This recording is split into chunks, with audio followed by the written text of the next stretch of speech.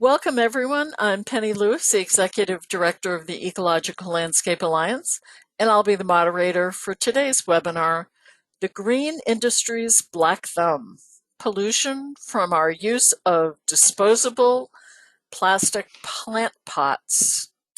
This is part of the Focus on Sustainability webinar series developed by a group of organizations known for their quality ecological education. In case you're not familiar with our organizations, they are largely nonprofit and volunteer groups in the United States.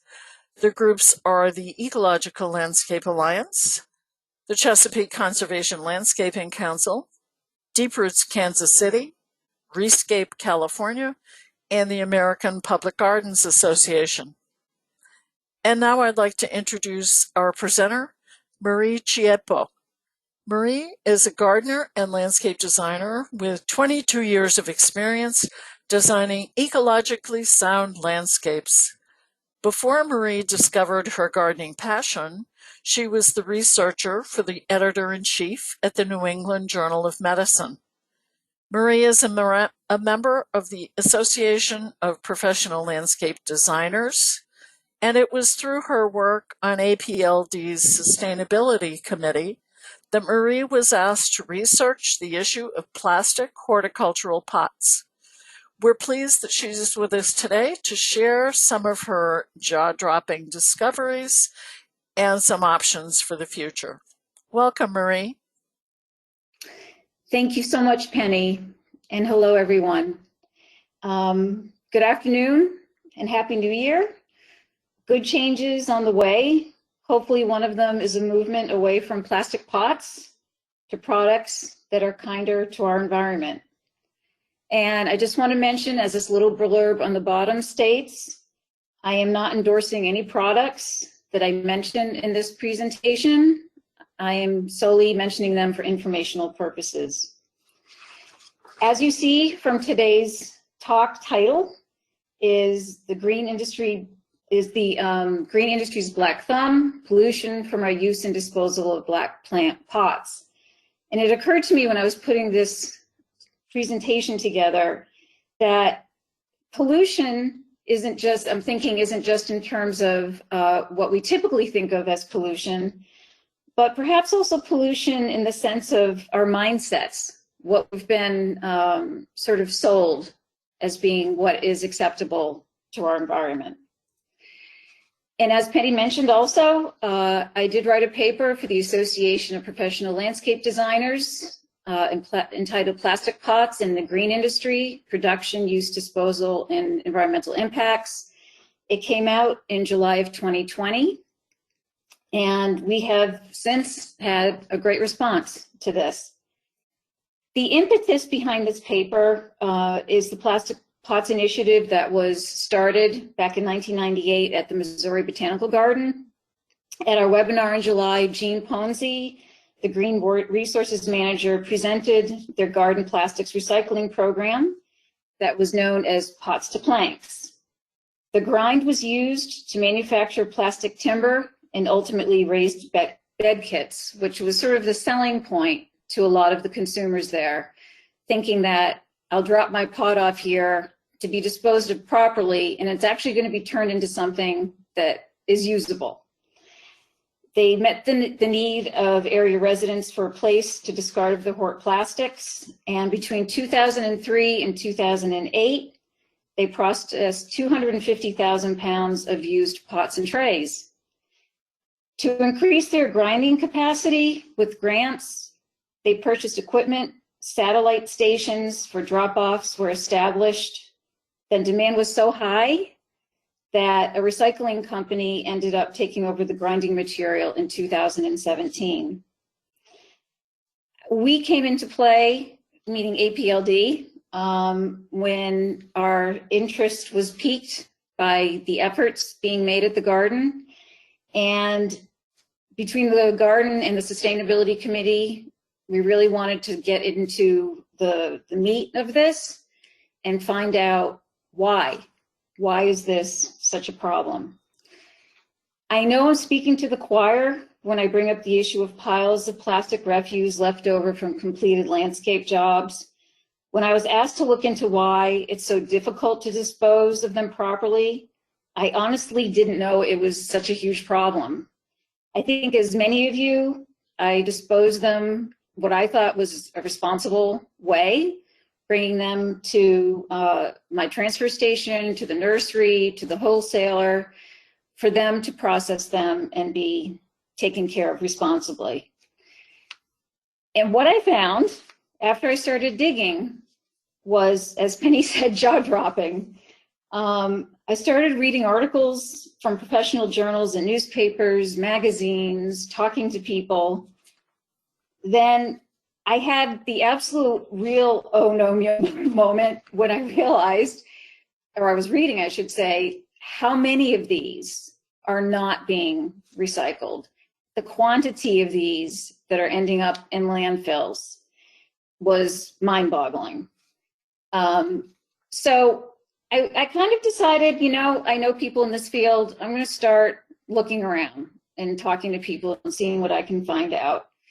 And the production manager at a major nursery that I get a vast amount of my material from literally said to me, we go through hundreds of thousands of pots. They do the best they can with them, or what they're supposed to do. And when I asked him if he had any sense of what happens to them after they are retrieved, he said he didn't know, which doesn't surprise me. In blind faith, we have them, you know, taken away and believe that, again, they're being recycled and processed properly. So I then started trying to ask myself, okay, plastic is a wonderful material. We use it for basically everything. It's just omnipresent in our lives, even much more than we think we know. And it's flexible. It's a great material for that. It's inexpensive. It comes in various sizes and shapes. It doesn't break. It's easy to transport. And the integrity of the product is really well maintained. In the earlier years, before plastic, the primary vessel for plants were metal cans and clay or ceramic, which for obvious reasons aren't as user-friendly as plastic. So then after I started researching, I thought, wow, we really love this stuff, because in terms of production, it has just gone through the roof. In 2000, between 1950 and 2015, global plastic production increased from 2 million tons to over 400 million tons. And I guarantee you it's even much more now. Half of the plastic that we have on Earth currently has been with us since 2005. That's half. So the EPA puts out recycling or data about disposal of material every year. And in 2018, 35,600 million tons of plastic was generated. And if you look at the graph here, you'll see this is the amount that is landfilled. This is the amount that was combusted with energy. And this is the amount that was recycled. It's quite amazing. The EPA has the approach to reducing waste is on par with what I think most of us feel is the best approach, which is source reduction and reuse, recycling, composting, energy recovery, and treatment of disposal. However, plastic really doesn't fall much into this chart or this graphic very, very well. So another impetus behind the amount of plastic that has been produced are the oil companies, that provide cheap, accessible, clean plastic to manufacturers. As a result, not just because of what the oil companies are doing, but because recycled plastic just in the market doesn't hold value that it used to. So there's no demand in the marketplace, and the majority of municipalities anywhere is having to pay to have plastic removed.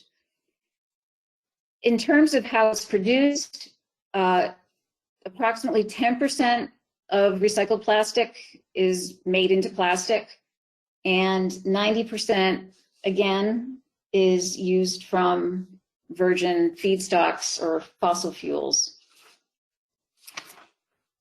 These are the types of plastics that are typically used in horticulture. I'm not going to go through the entire chart, but the numbers 2, 4, 5, and 6 are the typical resins or plastics used. A lot of the big plastic pots that we use are made of the HDPE, the high density polyethylene, and the low density typically is used for greenhouse covers. Polypropylene is what small nursery pots and other materials are made of. This is not, you know, the only list of items that they are made into for horticulture. And then the high impact polystyrene is where you find your flats and trays, that very sort of weak plastic that breaks easily is used out of that. So again, why is plastic so difficult to recycle? Recyclable does not mean it is recycled. And that was something, again, that took time to sink in, but it began to make sense if you think about it. The little logo with the arrows that you see at the bottom of plastic products is the resin type. It's the plastic type. Going back to the numbers that I showed you here, you will see at the bottom, in this case of pots, this is the number 5. But again, it doesn't mean that it's recycled. The reason that plastics have these codes is that each plastic melts at a different temperature.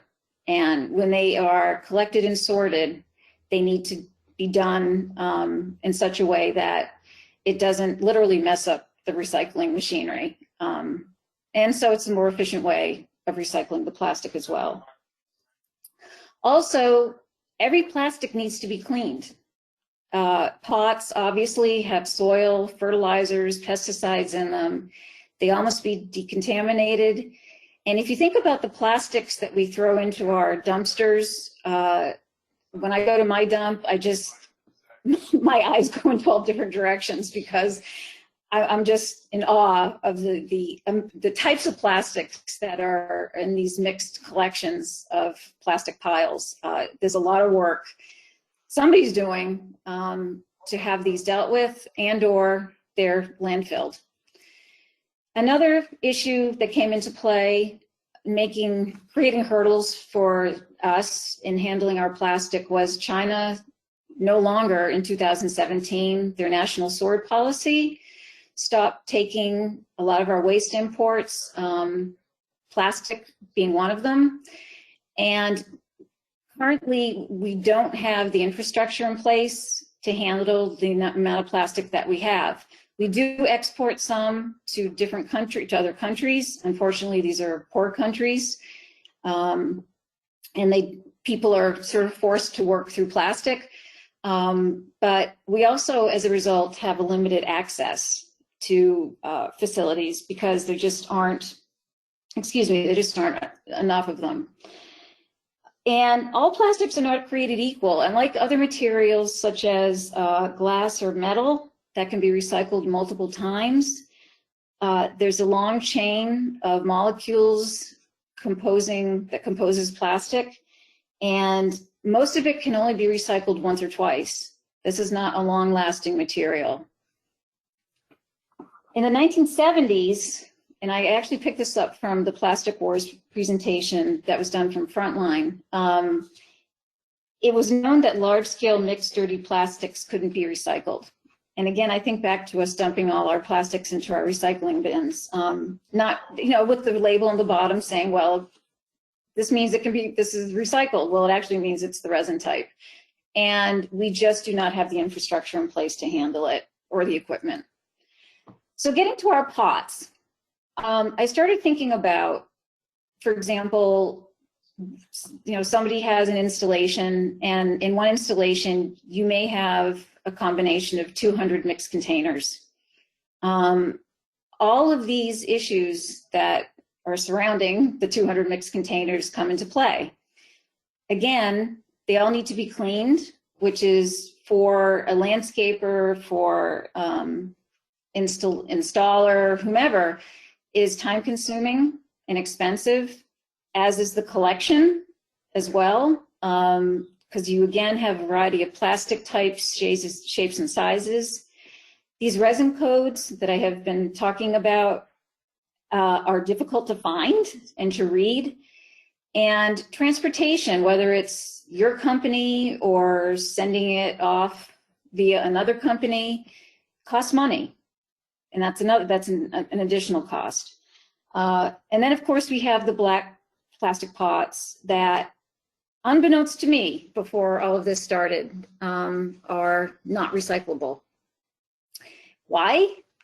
Well, it's composed, again, of different plastics. And as I said, the codes at the bottom indicate what type of plastic it is and where it should go in the recycling channel. A pot or material that is made of mixed plastics really has no identity.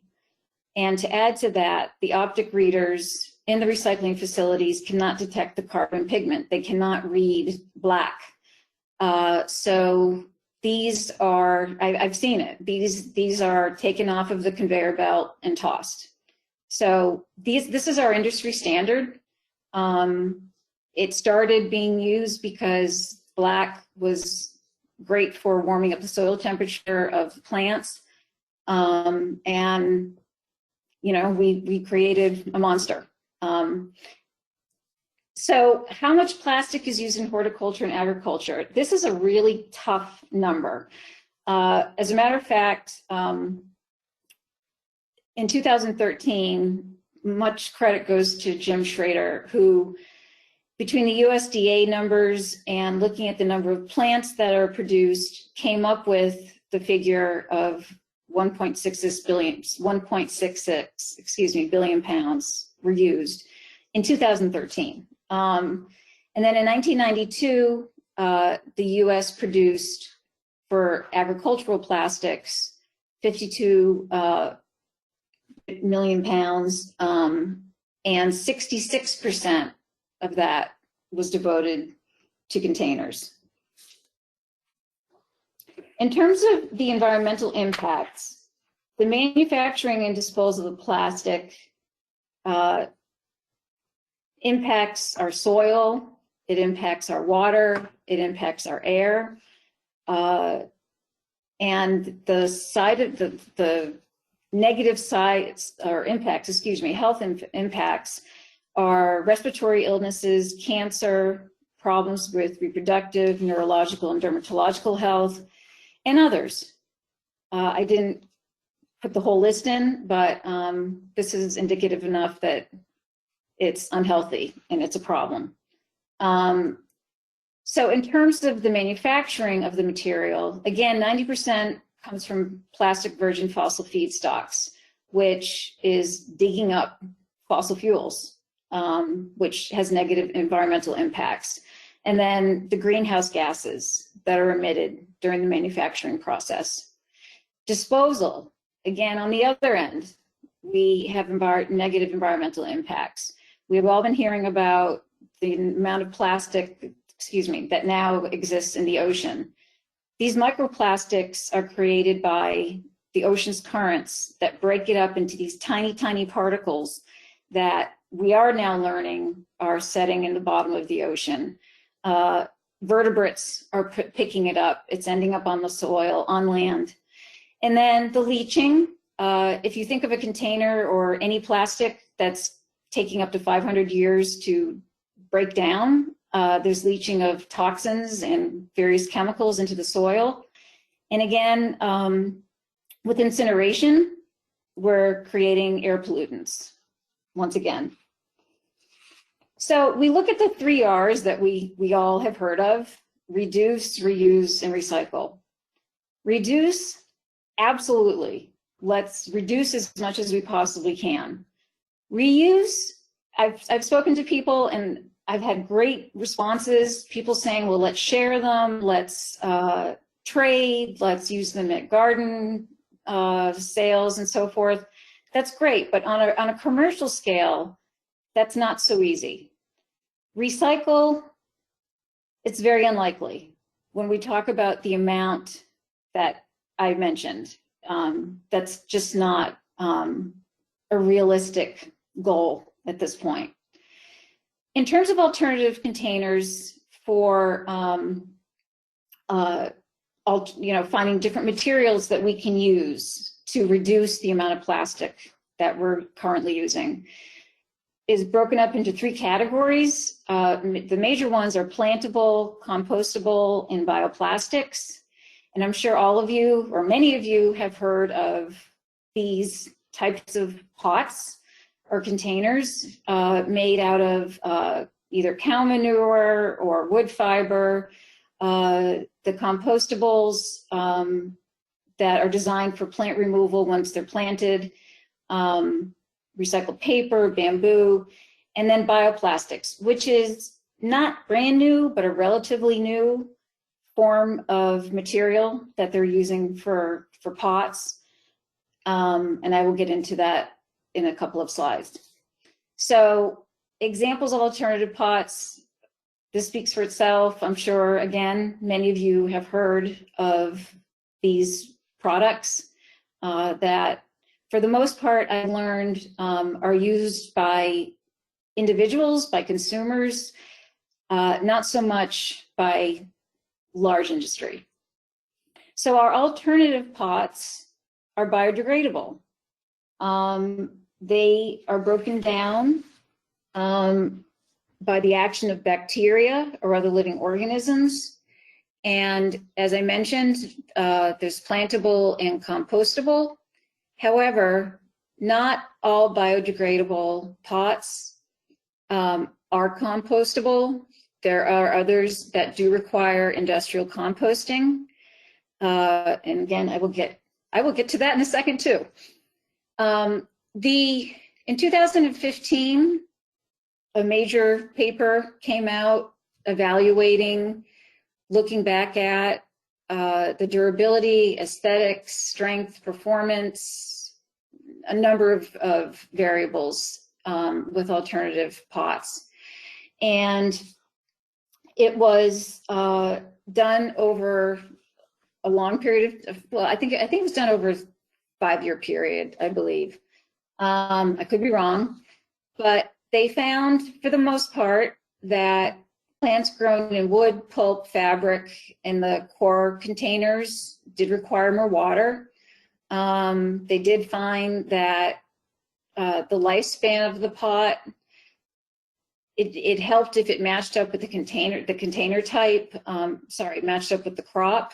So if you have lettuce, which is a short crop, short-term crop, or you have a perennial or a shrub or something like that, then that requires to be in a pot for a longer period of time. The integrity, they found that rice hull and bioplastic really were the winners for compared to the other types of containers. But I think the bottom line for this is that issues were brought up, but absolute findings were not learned. Obviously, research is something that is ongoing all the time, and the jury is out. We need to do more research and find out more about these issues, the durability, the characteristics of these containers, before we can start trying to put them on the commercial scale. So as I said, I would get back to bioplastics. There are 2 types, starch-based and polylactic acid. The starch-based is a material that can be compostable. The polylactic acid does require that it be industrially composted, which basically means that it requires a higher temperature. It needs it can't just be thrown in a pile in the back and hope that nature will take care of it. It needs particular variables in order for it to decompose over a relatively short period of time. But the benefits of bioplastics are we're using reduced fossil fuel resources. It's made from plant or other biological materials, so there's a mixture of materials happening here. There's a smaller carbon footprint in manufacturing them as opposed to plastic, obviously, and they decompose faster. Again, mostly in compostable or industrial compostable conditions, but it's better than straight petroleum. So there are there are four major groups of bioplastics. So the non-biodegradable, obviously, you know, they basically need to be dealt with just like plastic does. It has a very similar chemical makeup to the regular plastic. The durable ones also need the same type of treatment for decomposition. And then we have our biodegradable and our compostable, again, with the requirement for industrial composting. The one thing that really I noticed was that bioplastic is a very, it's a market that's not going away. Companies are paying attention to it, and it's projected to keep growing. I mean, it has grown exponentially over the past few years. So the advantages, they are more durable than most of the other, the natural material pots.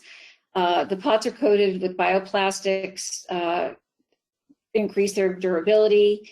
They can be mass produced on existing plastic processing equipment, which means that what's currently there doesn't need to be all reconfigured. Made from materials that are biorenewable, and some have additional functions such as intrinsic fertilizers that are within the pots, and they have been shown to have a capacity to improve root morphology. So there definitely are pluses. The other progress we've been making is moving from petroleum to fiber, which I had mentioned. One company in particular, HC Companies, which I've been told from colleagues is really displaying their products at MANTS this year, as they should. They are producing fiber pots that are a combination of newspaper, water, plant-based resins, and some have waxy coatings, others don't, depending on what you're looking for. The large-scale outcome is a relatively new product, remains inconclusive, but it is being sold on a commercial scale. And this company, as well as other companies, are responding to the sustainability movement. There's absolutely no question about that. Other companies are making products from recycled material. So they're trying to close that loop by using what we already have. One company in particular, Bloom, I give them credit for this, taking the plastic that is now in the oceans. So they're doing a great job of removing it, breaking it up, grinding it, and making beautiful pots with it. However, these pots are not used on a commercial scale now, at least now. They are being used for the individual consumer. The UK is really running fast and forward with alternative pots, in Europe for the most part. a couple years ago, they came out with this pot called the tote pot. And what they decided to do was to standardize the pot. So it's polypropylene, and it can be recycled and made into post-consumer resin products. It has one color. It comes in various sizes, but the standardization translates into a much easier ability to recycle this pot than the ones that are made from all the other different types of resins. Polypropylene is not known for being terribly durable, but in this case, it's okay because they have the machinery in place. They also have, it's a smaller country, and they're able to create a recycling system that is easier for people to use. In the United States, on this grand of a scale, this may be the future, I don't know, but their recycling system is much more streamlined than ours. And then we have companies that are creating pots for specific purposes. So Biodegradable Pots makes these cute little pots that are mainly used for propagation. They also are involved in hydroponics and aquaponics. So, you know, not only material, but also purpose. So reuse, as I said, it's not a likely scenario, but I have spoken with growers in the US and Canada who are making attempts at reusing the pots that people use to purchase their plants. And they themselves are either going to the installations, and these are large growers, to the installations and having the pots returned, or they're having the installers return the pots, but they're seeing to it that their pots are being returned to them. And that's one option.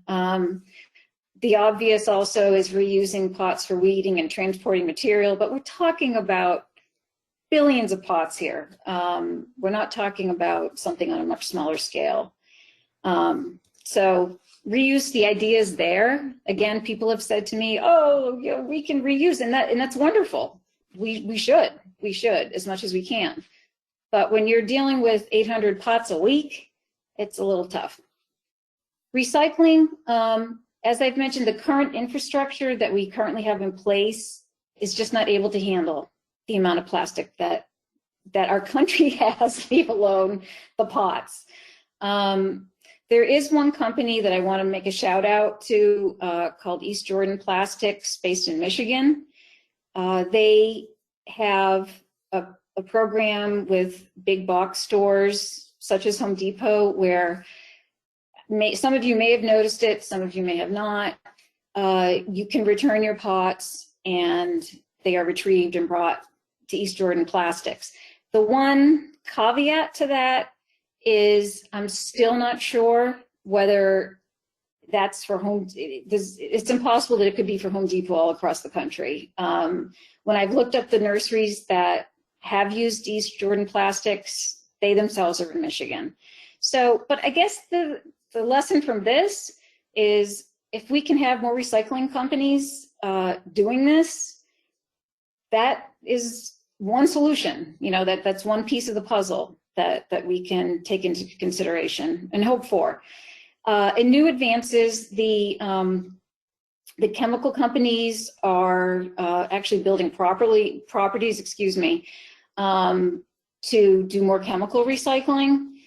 It is a way of dealing with the amount of material that we have, but it really is not an environmentally healthy way of dealing with it, again, because of emissions.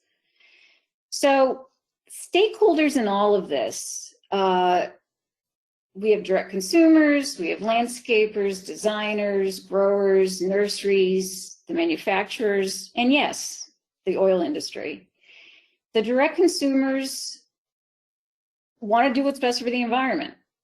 We all want to do what's best for the environment. But I guess I mentioned that because surveys have been done, random surveys of people who have said themselves they want to do what's best for the environment, but also that they're willing to pay more for alternative pots.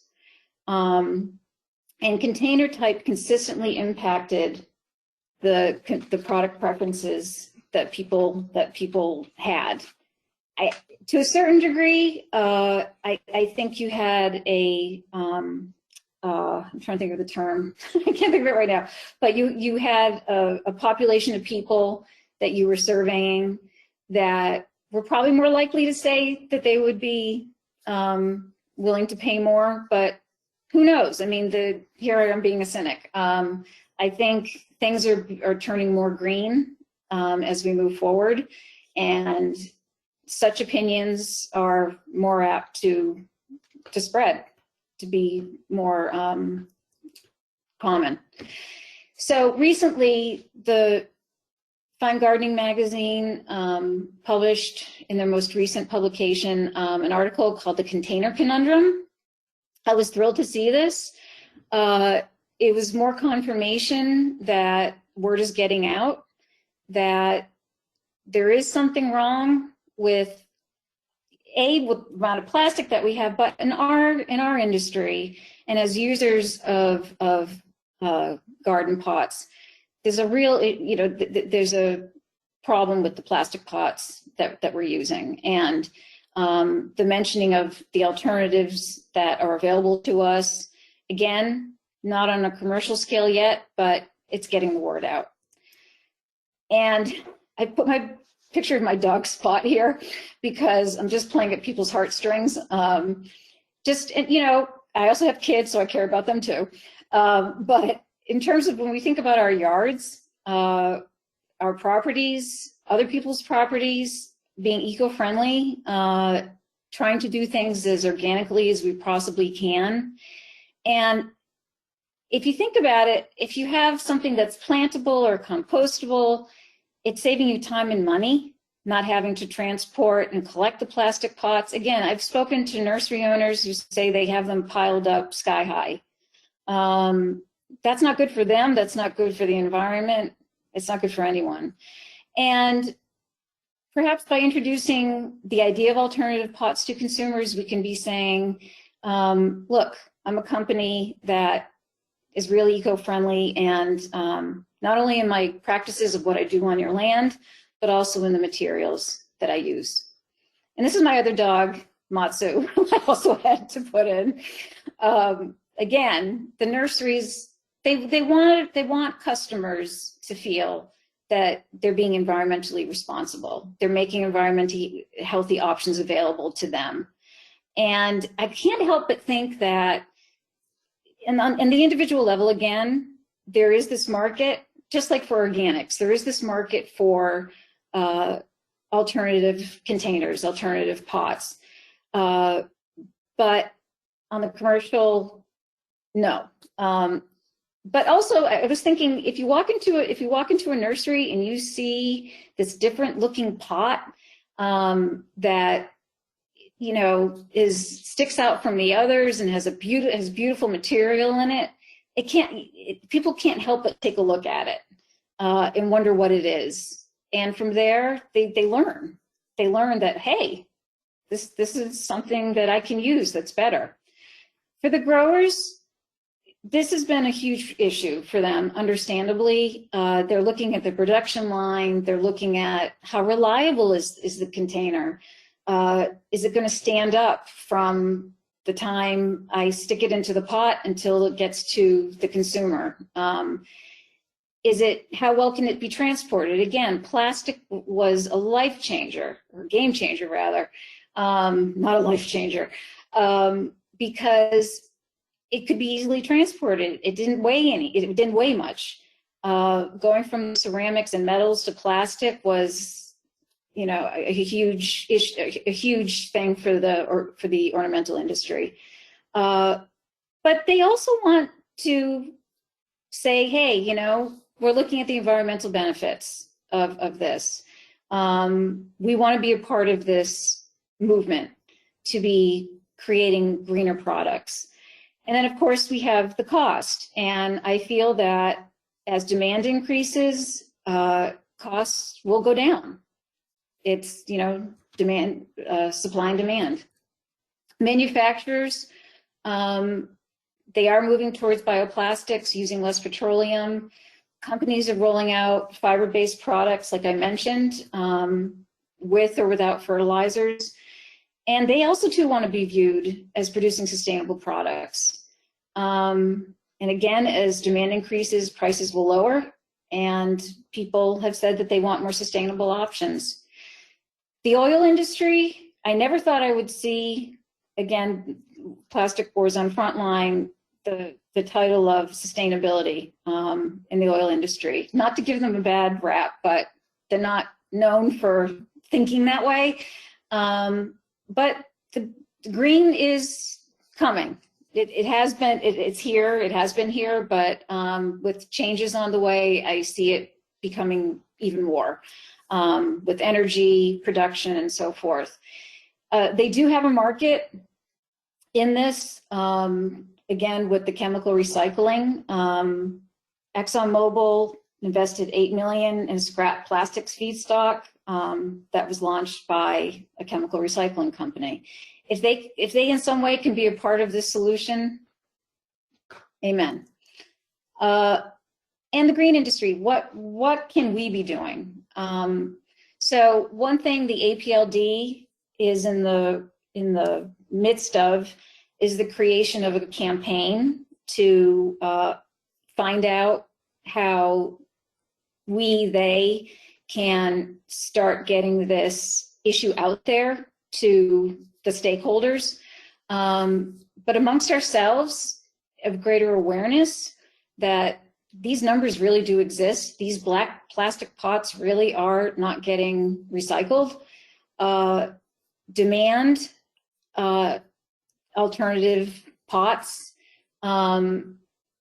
We already have materials that we're using that are composed of different plastics, like our fertilizer bags, the row covers, tags. As a matter of fact, tags, I read recently, there's changes in that sector, positive ones that are coming. So things are churning. Briefly, the horticultural industry, there was a survey done in 2017 of landscapers and landscape company owners and growers. And the bottom line to this survey was, not surprisingly, again, we're dealing on a commercial scale. They really didn't know much about alternative containers. They, when asked, were prompted with certain questions. A lot of the answers were, I don't know. I don't know. So further research is needed and education.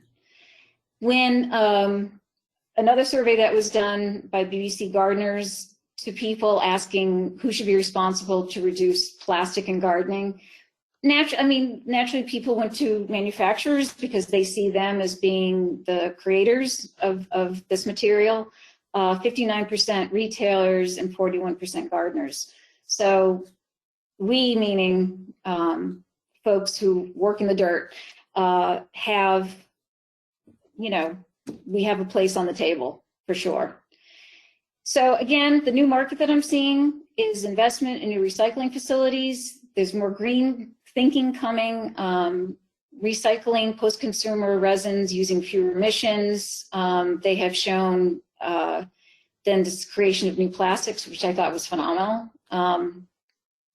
And investors, again, are reclaiming the post-consumer resin sector. There are companies that are creating businesses based on the leftovers that we have. And with COVID this past year, I'm sure many of you, like I, had plenty of folks calling and saying, hey, I have this backyard, I want to do something with it, I really appreciate it now. The sales from in the spring were shown to have increased 12.1%. There had been a drop in the market for a period of time, but I only see it increasing as it did here. People are going to be gardening more, and people are going to have an increased awareness, even more so, of environmental issues. And one thing that really struck me was a lot of people are they're going back to the victory gardens. They want to create their own food. They want more edibles. And with that, they're going to want containers that they feel are healthier, that aren't going to be potentially leaching chemicals into their products. And again, money is being invested in green. So this is how you can contact me. Please feel free to ask me after this any questions you may have, ask about resources, where I obtained material from. For a copy of the paper, you can go to apld.org and just click on the sustainability category, and this paper will pop up in its full text. I did mention one article, Moving Towards Sustainability with Alternative Containers. I couldn't fit the entire title in, but this was the paper that discussed the differences of the various alternative containers, which had better durability, which needed more water, required more water, and so forth.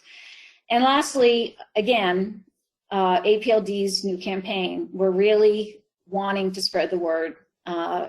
This is an important topic. It's a single-use plastic that really received or has not received much attention at all. It dawned on me as I was writing this paper that this is exactly what it is. It's a single-use plastic. It's not something we use to put our food on, but again, it's too much of a material that's used once and then disposed of. So thank you so much for your attention. I think time-wise, I'm doing well.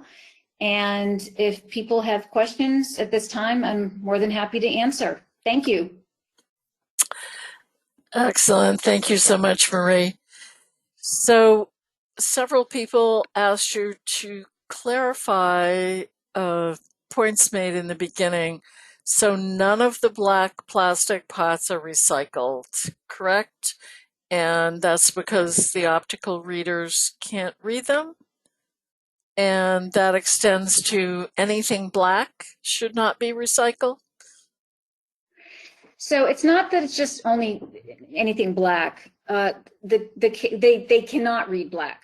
I believe that with other black material, they're not necessarily, and this isn't, so I'm not a chemical engineer, so I'm not sure how that applies across the board of the market of every plastic product that's out there.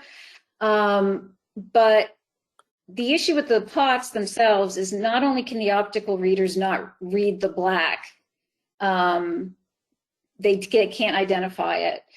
It's also coupled with the mixed resins that are how the pots are composed. So it doesn't have a single plastic that might make it even easier to recycle because it's a single type of plastic. It's like a plastic waste dump of different resins that even if perhaps the machine was able to identify the color, it would just be much more complicated to recycle. Very good, thank you. We have comments about bioplastics being potentially a strong field of enterprise, and the largest manufacturer, PLA, NatureWorks, is in the U.S. and a subsidiary of Cargill. Excuse me. Do you have more information about how this is going to help and be part of the solution? Specific to those groups, no. In terms of the material, it's a part of the solution in that it's using much less petroleum. it's combined, so it's the lesser of the two evils, basically. It's combined with renewable material. So it can be biodegraded because it does have the renewable material in it, and it has a small bit of plastic to provide it with durability. But it won't just be discarded. It won't just go into a landfill, we hope, because it has plastic in it. It's sort of a middle ground. And I do see, and others do see it as being a future product, close, sooner than later. Well, that's good news. Can you comment or give us resources for where we could look further into the industrial composting pot solutions, where we can follow the upcoming research? There's the, let's see, I'm just trying to think. The bioplastics industry, I'm just trying to think of organizations. The EPA certainly would. There are different groups that, let me just think for a second.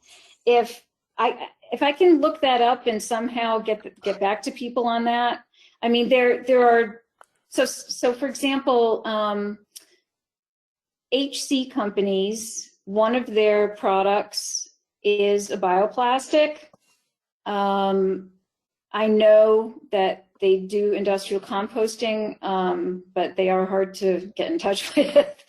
I can find out.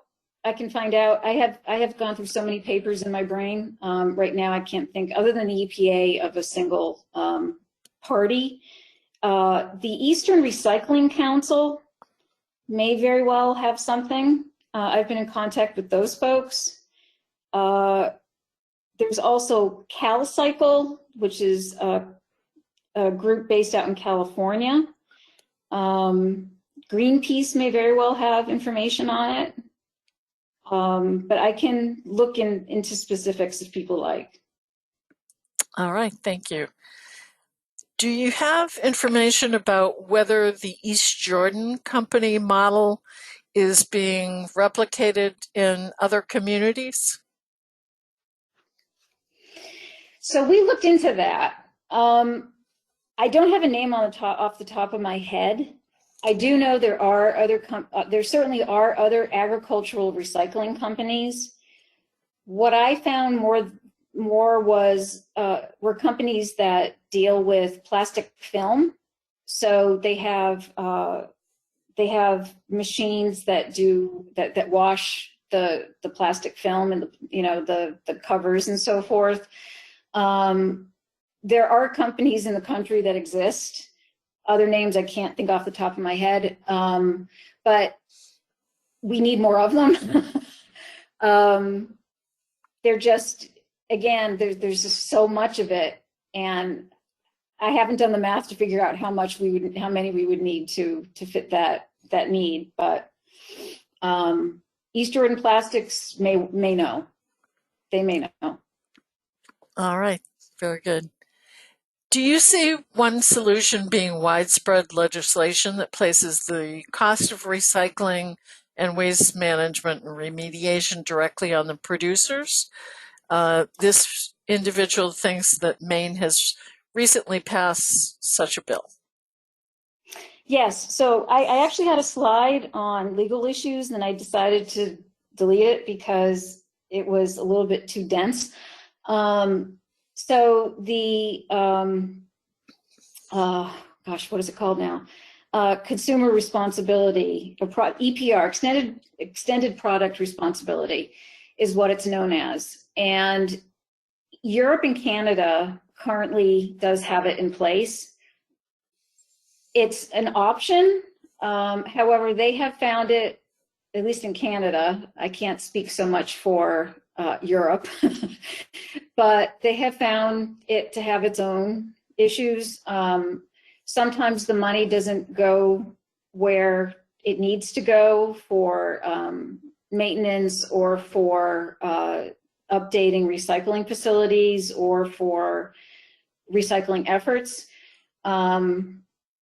It's something that there is a bill pending right now for EPR in relation to paper and plastic packaging, which is interesting because containers do fall under the category of packaging because they are products that are typically used within the same year that they're generated. So, and also Europe now has their single-use plastics ban in effect. So legally, yes, I mean, there are options. I chose not to go into it too much, but they're on the table.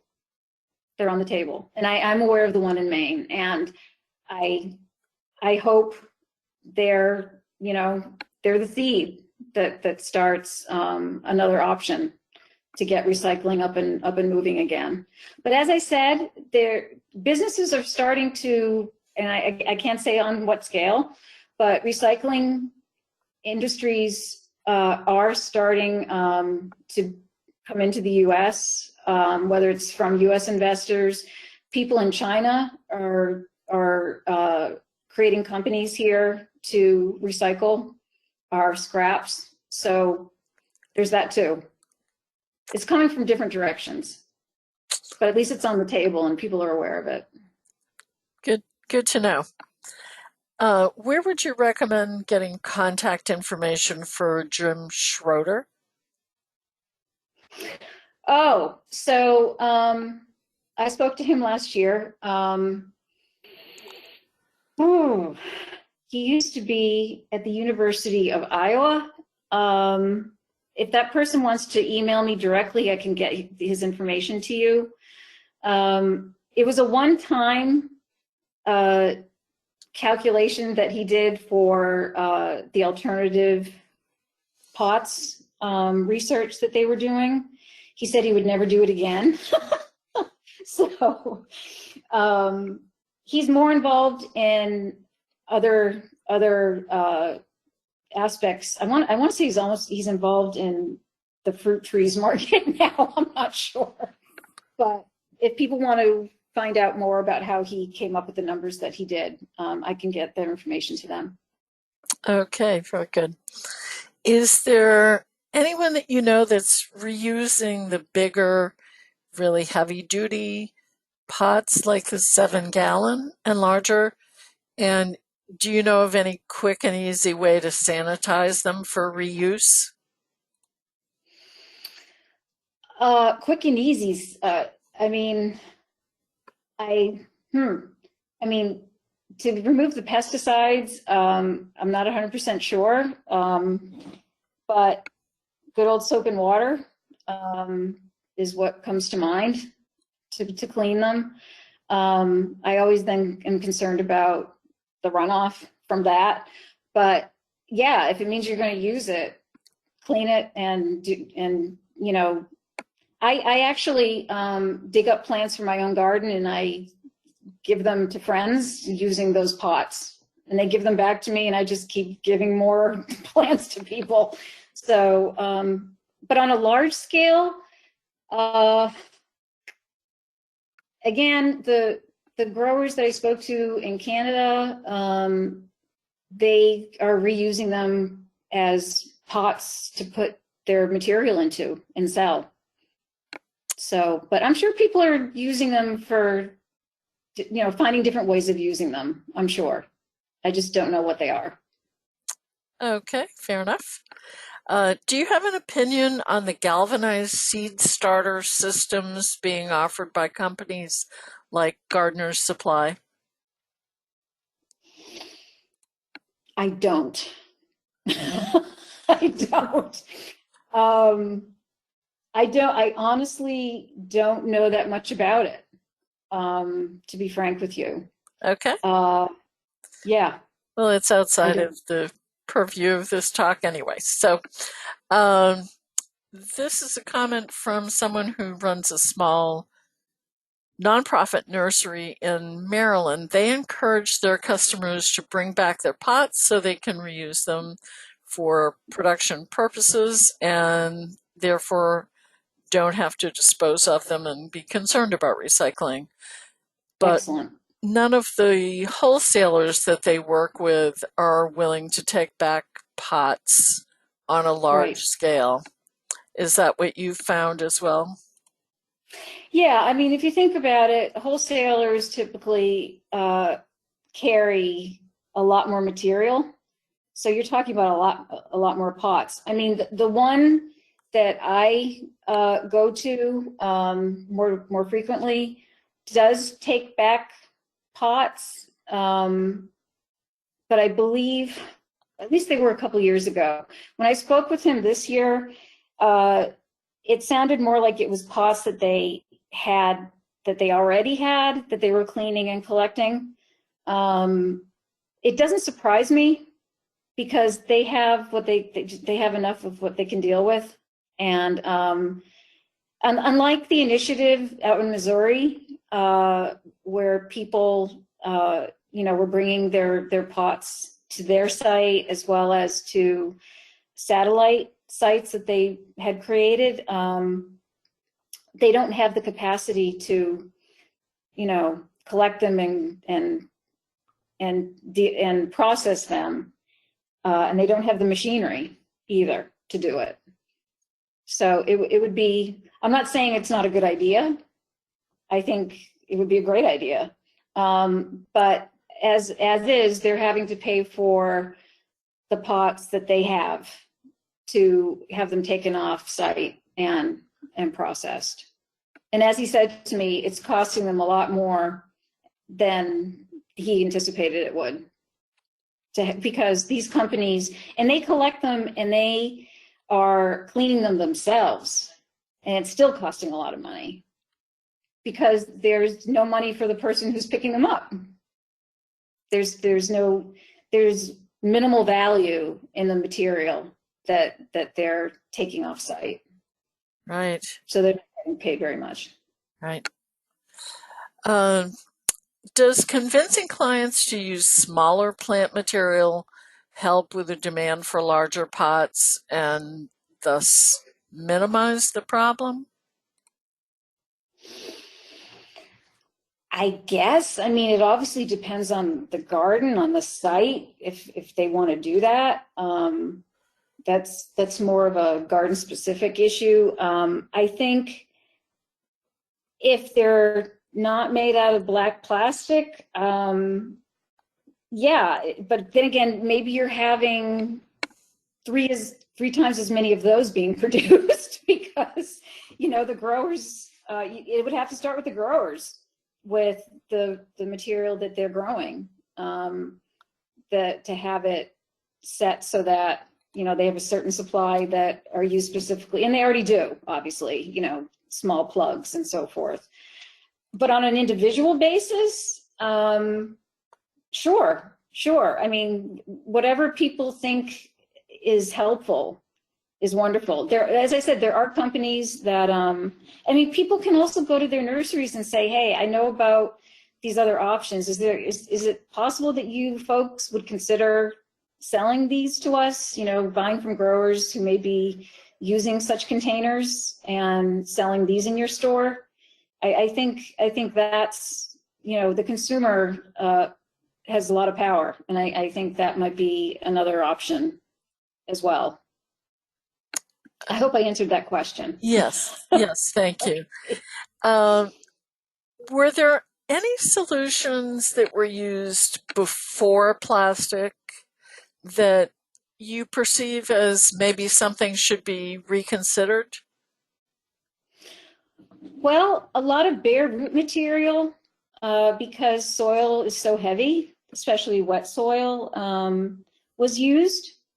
And there's a lot of research ongoing regarding bare root plants, how well they do, and are they a viable, good option.